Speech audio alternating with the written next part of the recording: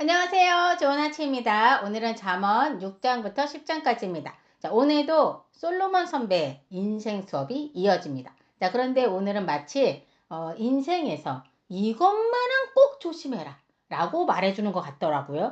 자, 6장으로 가면 가장 먼저 보증 이야기가 나오고 있고요. 이어서는 게으름에 대해서 이야기를 합니다. 저는 이 부분을 읽으면서 어머, 아니 왕이 어떻게 이런 이야기까지 알고 있어? 라는 생각이 들었거든요. 보증 이야기에 게으름 이야기까지 하니 막 처음에는 조금 진짜 뜻밖이었어요. 자, 그런데 가만히 생각해 보니까 당시 왕은 나라를 다스리는 통치자일 뿐 아니라 백성들의 재판을 맡은 재판관이기도 했지 않습니까? 여러분 기억나시죠? 그 두 여인이 한 아기를 두고 서로 자기 아이라고 막 주장했던 그 사건 아시죠? 그래서 막 그 아이를 반으로 갈라서 각각 주라고 했던 그 유명한 솔로몬의 재판 얘기 아시죠? 자, 그처럼 솔로몬은 수많은 사람들의 사연, 그 수많은 백성들의 사연을 듣고 사람들의 실패와 갈등을 가까이에서 지켜봤던 사람이었던 겁니다. 자, 그러니 오늘 잠언은 책에서 배운 지식이 아니라요. 수많은 사람들의 인생을 지켜본 왕이 후배들에게 들려주는 진짜 배기 인생 조언인 것 같다라는 생각이 들더라고요. 자, 그래서 솔로몬은 가장 먼저 보증 이야기라는 아주 현실적인 이야기부터 꺼낸 거예요. 쉽게 다른 사람의 보증을 서지 말라고 얘기를 하는데요. 생각해보면 저도 어릴 때 우리 부모님이 가장 많이 해주셨던 얘기. 돈 거래 하지 말아라. 가장 친한 사람들끼리 돈 거래 하지 말아라. 형제끼리도 돈 거래 하지 말아라. 보증은 절대 서지 말아라. 뭐, 사실 지금도 뉴스를 보면은 보증 한번 잘못 썼다가 평생 힘들어지는 경우에, 어렵지 않게 보잖아요. 그리고 어떻게 우리 응팔에서도, 덕선이 아버지가 친구 보증 잘못 써가지고, 지하 그 단칸방에서 그렇게 살게 된 거 아닙니까? 예. 자, 아마도 솔로몬도 살아보니까 그런 일들 너무 많이 봤던 것 같아요. 자, 그리고 이번에는 개미를 데리고 옵니다. 예? 게으른 자여, 개미에게 가서 배우라. 저는 이 부분을 읽으면서도 조금 웃음이 났거든요. 자, 여기 계신 분들 중에는 사실 게으른 분은 거의 안 계실 거란 생각에 확신을 합니다. 오히려 너무 열심히 살아서 문제인 분들이 더 많으실 것 같은데요. 자, 근데 문득 이런 생각이 들었어요. 우리는 회사 일도 굉장히 열심히 하고요. 가족도 열심히 돌보고 집안일도 되게 열심히 합니다. 맞죠? 자, 그런데 하나님을 알아가는 일에는 과연 얼마나 부지런하고 얼마나 열심히 악착같이 하십니까? 예? 솔로몬은 지금 그 부분을 함께 묻고 있는 것 같다라는 생각이 좀 들더라고요. 자, 그리고 6장에서 솔로몬은 하나님께서 미워하시는 것도 이야기를 해주고 있는데요. 교만한 눈, 거짓된 혀, 그리고 형제 사이를 이간하는 사람. 저는 그 가운데 그 거짓된 혀가 좀 마음에 남았거든요. 그 말이라는 게 여러분 진짜 신기하지 않습니까? 한마디로 사람을 살릴 수도 있고 평생 잊지 못할 상처를 남길 수도 있기 때문입니다. 그래서 솔로몬은 말을 참 조심하라고 그냥 계속 이야기하는 것 같더라고요. 자, 그런데 7장으로 가면 또다시 유혹에 대한 이야기가 나와요. 이거 어제도 이야기하지 않았나? 라는 생각이 드시죠? 같은 주제를 계속 반복하는 것을 보니까 솔로몬은 이 이야기가 정말 그만큼 그만큼 이 문제를 중요하게 생각했던 것 같다라는 생각이 들었어요. 사람이 가장 쉽게 무너지는 부분이기도 하고 한번 빠지면 빠져나오기가 어렵다는 것을 그 누구보다 잘 알고 있었기 때문이 아니었을까. 자, 그런데 이번 7장은 조금은 달라요. 단순히 조심해라 하고 끝나는 것이 아니라 한 청년이 유혹에 넘어가는 그 장면을 마치 눈앞에서 보는 것처럼 생생하게 보여주고 있어요. 마치 이게 한편 드라마를 보는 것 같더라고요. 저는 읽으면서 와, 성경에 이런 내용까지 막 이렇게 적혀 있다니 막 이런 생각이 들었거든요. 자, 그래서 이 부분은 제가 다 설명하기보다는 여러분이 아니 도대체 어떤 얘기가 써 있는 거야 하면서 직접 읽어보셨으면 좋겠어요. 자, 아마 막 읽으시면서 그래서 솔로몬이 이렇게까지 반복해서 말하는구나 하고 느끼시게 될 것 같습니다. 자, 저도 7장을 덮으면서 한 가지는 분명하게 느꼈어요. 네, 뭐냐? 죄는 갑자기 사람을 무너뜨리지 않는다라는 겁니다. 조금씩 조금씩 천천히 그리고 굉장히 달콤하게 다가온다는 거죠. 그래서 솔로몬은 계속 같은 말을 하는 거예요. 가까이 가지를 말아라. 그냥 아예 근처에도 가지 말아라. 멀리 해라. 조심해라. 저는 그러니까 이게 진짜 솔로몬이 왜 이렇게 얘기하겠어요? 여러분들이 경험한 것 중에 정말 확 와닿는 거 있으면은 계속 강조하시잖아요. 지금 그런 느낌인 거예요. 그런 느낌. 어쩌면 그 유혹의 무서움을 누구보다 직접 경험했던 사람이 바로 솔로몬이었기 때문이죠. 예. 그래서 같은 이야기를 반복할 정도로 이렇게 중요하게 우리한테 얘기를 해주는 게 아닐까라는 생각이 들었어요. 자, 7장에서 유혹을 경고했던 솔로몬은요, 이제 8장에 와서는 다시 지혜가 얼마나 귀한 것인지를 이야기합니다. 저는 8장을 일단 또 멈춰서게 됐거든요. 아니, 또 지혜 이야기네. 막 이런 생각이 들었어요. 그러니까 지금 보니까, 제가 보니까, 솔로몬은요, 자기 인생에 있어서 되게 크게 경험했던 거를 계속 반복해서 얘기해 주는 것 같아요. 그러니까 그만큼 간절한 마음이 아니었을까라는 생각도 들더라고요.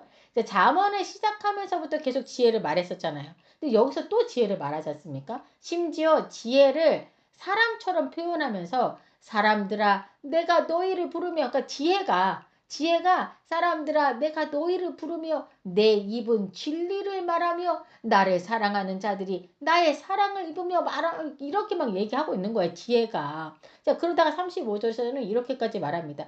대저 나를 얻는 자는 생명을 얻고 여호와께 은총을 얻을 것임이니라. 여러분 이 누구죠? 나를 얻으면 생명을 얻고 누구예요? 지혜를 얻으면 나 지혜를 얻는 자는 생명을 얻고 여호와께 은총을 얻을 것이라는 거예요. 얻을 거라고 얘기해주고 있는 거예요. 저는 여기서 정말 궁금했었어요. 도대체 하나님께서 말씀하시는 이 지혜가 뭐길래 도대체 도대체 이게 뭐길래 이렇게까지 말씀을 하시는 걸까? 도대체 지혜가 뭐길래 생명을 얻는다고까지 말하는 걸까? 자, 그럼 나는 이 지혜를 어떻게 얻을 수 있는 거지? 막 이런 생각이 막 들었거든요.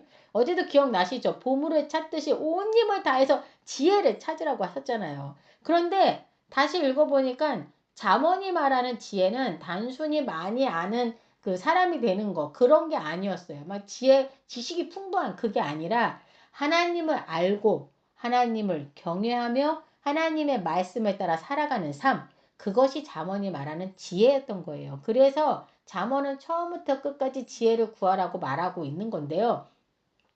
여러분 저는 이렇게까지 지혜를 강조한다? 그리고 지혜를 얻는 자는 생명을 얻는다?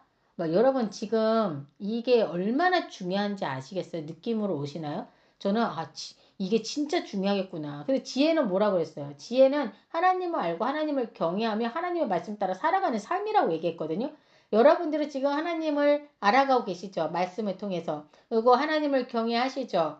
이 우주 만물을 만드신 하나님을 누가 감히 그쵸? 예. 하나님 그래서 그렇게 위대하시고 전지전능하신 하나님께서 말씀하신 이 말씀을 따라서 살아가려고 노력은 합니다. 잘 안 돼서 그렇지. 그쵸? 자, 근데 그런 것만으로도 우리는 참 감사한 것 같아요. 근데 이게 한꺼번에 바뀌지 않잖아요. 사람이 조금씩 성장하듯이 아이가 자라듯이 우리도 이렇게 자랄 거라고 생각이 들어요. 지혜가 자라지 않습니까? 지혜가 자랄 줄 믿으며 우리 이 말씀을 꼭 잘 붙들었으면 좋겠어요. 자, 그래서 이제 8장으로 한번 넘어가면 8장을 저희가 읽었잖아요, 지금. 근데 저는 이 8장을 읽는데 자꾸 떠오르는 인물이 있었어요. 누구냐? 예수님. 예? 나를 찾는 자는 나를 만날 것이고 나를 얻는 자는 생명을 얻는다라고 말을 했는데 신약에서 예수님을 하나님의 지혜라고 말씀하시는 이유를 조금은 알 것 같더라고요. 그래서 잠언이 말하는 지혜는 머릿속에 쌓는 그런 지식이 아니라 하나님께로 우리를 이끄는 생명의 길이었던 그 예수님이잖아요. 그죠? 자, 9장에서는 아주 흥미로운 장면이 나옵니다. 두 사람이 우리를 초대합니다. 누구죠? 두 사람이? 한 사람은 지혜이고 또 한 사람은 미련함입니다. 어머머머머머머. 아니, 그러니까 지혜하고 또 미련함이라는 사람이 우리를 초대하는 거네요. 예? 자, 근데 신기한 것은 두 사람 모두 이리로 와! 라고 부른다는 거예요. 예? 여러분, 좀 무섭기도 하고, 예? 지혜도 이리로 와! 그렇고, 미련함도 이리로 와! 나한테 와! 라고 부르고 있다라는 겁니다. 자, 우리는 여러분, 매일 수많은 선택의 초대를 받으며 살아가고 있습니다. 맞죠? 예? 어떤 말에 귀를 기울일지, 어떤 길을 선택할지, 어떤 사람의 영향을 받을지, 결국 우리의 인생은 어떤 초대에 응답하느냐에 따라 달라지는 게 아닐까 하는 생각이 들었어요. 잠언 9장은 우리에게 오늘 당신은 어느 쪽의 초대에 응답하시겠습니까? 라고 묻고 있는 것 같더라고요. 자, 그리고 10장부터는 솔로몬 선배가 굉장히 짧지만 묵직한 인생 조언들을 하나씩 들려주기 시작합니다.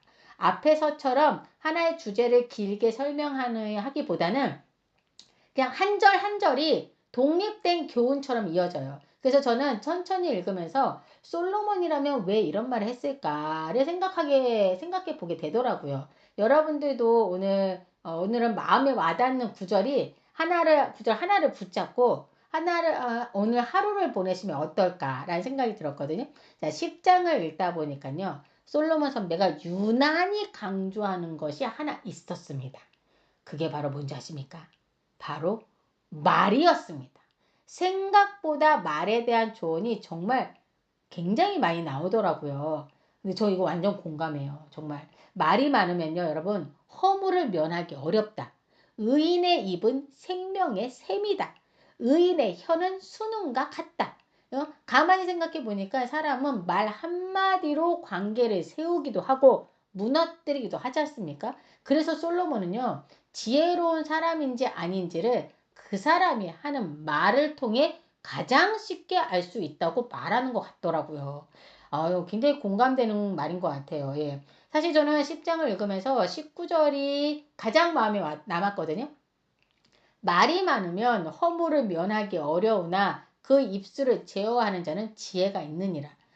이 말씀을 읽는데 진짜 뭐랄까 뜨끔하기도 하고 되게 뭐랄까 어려워요. 이거 진짜 공감되거든요. 너무너무 이렇게 지키고 싶거든요. 입술을 제어하고 싶거든요. 잘 안 돼. 너무 안 돼. 예? 살아보면 말을 많이 해서 후회한 적은 참 많은데 말을 아껴서 후회한 적은 거의 없었던 것 같더라고요. 여러분은 안 그러십니까? 그래서 솔로몬은 말을 많이 하는 사람이 아니라 말을 다스릴 줄 아는 사람이 지혜로운 사람이라고 지금 말하고 있는 것 같다라는 생각이 들었어요. 근데 진짜 맞는 말인 것 같아요. 오늘 잠언 6장부터 10장까지를 읽으며 저는 이런 생각이 들었어요. 솔로몬 선배는 성공하는 기술보다 먼저 무너지지 않는 삶을 가르쳐주고 있다라는 생각이 들었거든요. 보증도, 게으름도, 말도, 유혹도 처음에는 별거 아닌 것처럼 보여요. 하지만 그것들이 쌓이면 결국 우리의 인생을 크게 흔들 수 있다는 걸 솔로몬은 누구보다도 더 잘 알고 있었던 것 같습니다. 그래서 오늘도 우리에게 같은 말을 하는 거죠. 조심해라. 지혜를 선택해라. 하나님을 경외해라. 이렇게 얘기를 해주는 것 같아요. 우리도 이 인생 수업을 마음에 잘 새기고 오늘 하루도 조금씩 더 지혜로운 사람이 되어가면 너무나 좋을 것 같아요. 여러분도 오늘 말씀 중에서 여러분 마음에 확 와닿는 말씀이 뭔지 한번 찾아보셨으면 좋겠습니다. 이 시간 다 같이 기도하겠습니다. 사랑의 하나님, 오늘도 잠언의 말씀을 통해 우리의 삶을 돌아보게 하시니 감사합니다. 우리의 말을 지켜주시고 유혹을 분별하게 하시며 게으름보다 성실함을, 미련함보다 지혜를 선택하는 사람이 되게 하여 주옵소서. 무엇보다 우리의 생각보다 하나님의 말씀을 더 신뢰하며 매일 하나님을 경외하는 삶을 살아가게 하여 주옵소서. 오늘도 솔로몬의 지혜를 마음에 새기며 조금씩 더 주님을 닮아가는 저희가 되길 원합니다. 이 모든 말씀 우리 주 예수 그리스도 이름으로 기도드립니다. 아멘.